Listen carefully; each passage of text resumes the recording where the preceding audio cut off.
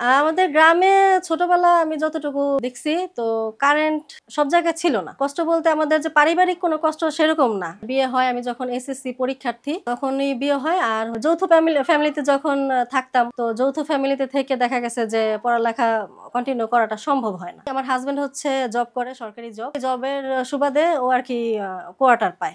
আমার ছোটবেলা থেকেই আমি মানে যেকোনো একটা বাইরের কাজ, যেমন বাইরের কাজ বলতে মেয়েরা যেকোনো একটা কাজ করেও আপনার স্বাবলম্বী হয়। তো এইসব আমি দেখতাম। আগে যেমন পড়ালেখা করতো আপনার এই যে আগে বেশিরভাগ ছিল কি এখন যেমন একটা সুযোগ সুবিধা হয়, আগে কিন্তু এটা ছিল না। আমার হাজবেন্ড যেই স্যালারি পান ওটাতে আর কি আমার ফ্যামিলি মেনটেনিং করে, মেয়ে নবম শ্রেণীতে পড়ে, ওর পড়ালেখার খরচ আছে, ওর ভরণ পোষণ আছে। আমার একটা ছেলে, ও হচ্ছে কেজিতে পড়ে। তো এগুলো চালানোর পরে আমার মানে আর্থিকভাবে আমার সম্ভব না। আমার কিন্তু ইচ্ছা আছে, আমার হাজবেন্ডের ইচ্ছা আছে এলএলবি করাবে বা আমিও করব। সেখান থেকে আমার মনে মনে একটা ভাবলাম যে এভাবে ঘরে বসে না থেকে আমি একটা কিছু কাজ করি। মানুষ কিছু একটা করতে গেলে তাকে কিন্তু অবশ্যই সন্ধান করতে হবে আর ইচ্ছাটা অবশ্যই থাকতে হবে। তারপরে যাই হোক আমার হাজবেন্ডের সুবাদে আর কি আইসিটি অফিসের স্যারের সাথে আমার কথা হয়। তো আইসিটি অফিসের স্যার উনি হচ্ছে আমাকে একটা অফার দিল। হারপার প্রজেক্টে একটা প্রজেক্ট চালু হচ্ছে, ওইখান থেকে আমি 6 মাসের কোর্স করি।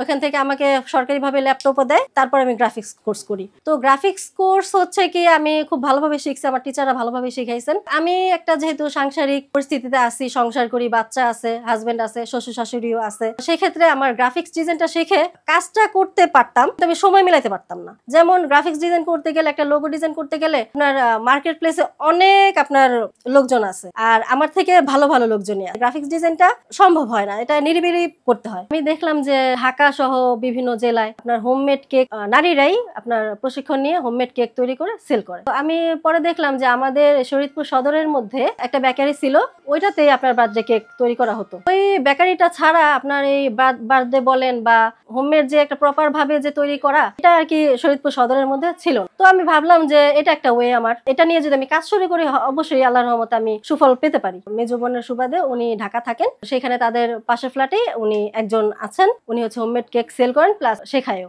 দেরি না করে ওখানে চলে গেলাম। তো এখান থেকে 7 দিনের কোর্স করলাম, ওখান থেকে সার্টিফিকেট আনলাম। তারপরে হচ্ছে আমি কাজ শুরু করে দিই। আর এখন হচ্ছে অনলাইনের যুগ, কাজটা প্রথমে অনলাইনে শুরু করি। আমার একটা পেজ আছে হিরাস কেক শেক, আমার আইডিতেও আমি আমার কেকের ভিডিও, কেকের ছবি, কেকের প্রাইস বা আমি যে কাজটা করতেছি এটা আমি সব আপলোড করি। একটা কথা আছে যে প্রচারেই প্রসার। তো আমার ছেলে হচ্ছে একটা স্কুলে পড়ে, কয়েকটা কেক ওনাদের স্কুলে নেই। হোমমেড কেকটা যে আমার কেকটা যে ভালো বা কি রকম সেটা তো মানুষকে বোঝাতে হবে। তো সেক্ষেত্রে আমি করলাম কি আমার ছেলের স্কুলে কয়েকটা কেক নেই, তো ওনারা খান।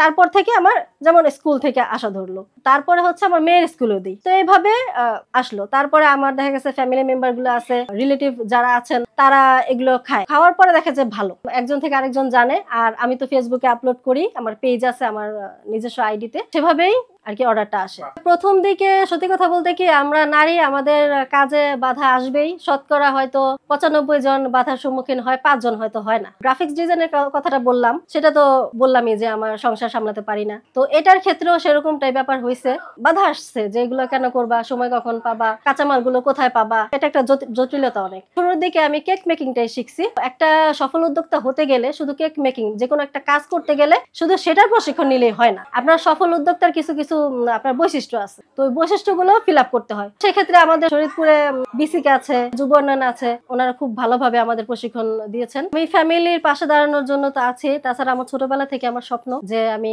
এলএলবি করব, অ্যাডভোকেটশিপ করব। আমার বাবার স্বপ্নও ছিল। আমি চাই যে আমি এই বিজনেসটাকে আমি এগিয়ে নেই, আপনারা দোয়া করবেন। আর হচ্ছে এই বিজনেস দ্বারাই যেন আমি লেখাপড়া করতে পারি।